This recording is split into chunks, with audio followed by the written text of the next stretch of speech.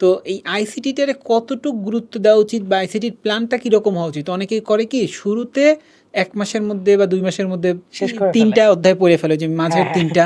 আবার অনেকে কি সারা বছর অন্য সাবজেক্ট পড়ে, পরীক্ষার আগে ২-৩ টা চ্যাপ্টার একদম পুরোপুরি শেষ হ্যাঁ। করে ফেলে এরকম। তো আইসিটিটাতে তোমার কি স্ট্র্যাটেজি মনে হয়, যে নাকি সারা বছরই গুরুত্ব দিয়ে পড়বে? এটা আচ্ছা, একটা যদি বলতে আচ্ছা। স্টুডেন্টদের জন্য। আমার বাবা এটা হলো আমাকে যে একটু বলার চেষ্টা করি যারা ইঞ্জিনিয়ারিং আচ্ছা, ফিউচারে এটা তাদের কাজে লাগতে পারে, তাই না? একটা হ্যাঁ, হ্যাঁ। বেসিকের জন্য ওই মানে আচ্ছা, রেসপেক্টে তুমি একটু বললো যে কিভাবে করলে ভালো হয়। আচ্ছা। আমার বাবা হইতেছে আমাকে একটা জিনিস ছোটবেলা থেকে বলতো, যেমন রাজিন একদম শুরুতে মনে হয় বলছে যে এসএসসির পড়া ২-৩ মাসে শেষ করা যায়। হুম।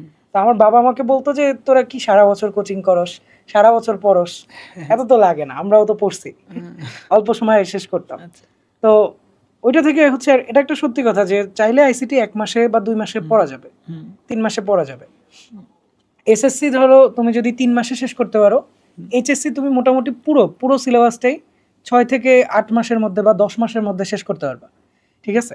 তো অনেক ক্ষেত্রে দেখা যায় অনেকে আইসিটি ক্র্যাশ কোর্স করলো। আবার অনেকে দেখা যায় যে না মানে সারা বছর পড়তেছে এমন। তা আমি হচ্ছে সারা বছর পড়তাম এমনিতে। আচ্ছা। আমার কাছে যেটা মনে হয় যে আমি যখন একটা জিনিসকে দীর্ঘদিন পড়বো, মানে পুরো পড়া স্প্রেড আউট করা, ঠিক আছে? তখন ওটা আসলে থাকবেও দীর্ঘদিন নিজের মধ্যে। ঠিক আছে? যেটা দ্রুত পড়া হয় ওটা আসলে দ্রুত চলেও যায়। এখন কারো যদি ধরো খালি এক্সামের রেজাল্টটাই ম্যাটার করে, সে ওই অনুযায়ী পড়বে।